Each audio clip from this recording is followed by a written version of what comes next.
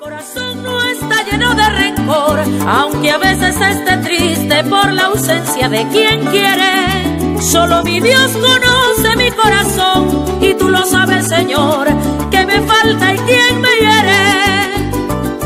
Nada en la vida es perfecto, cada quien con sus defectos, sus virtudes y deberes, con triunfos y con derrotas. Igual la vida es bien corta y mañana cuando mueres, de nada valdrá el orgullo, ni títulos, ni poderes.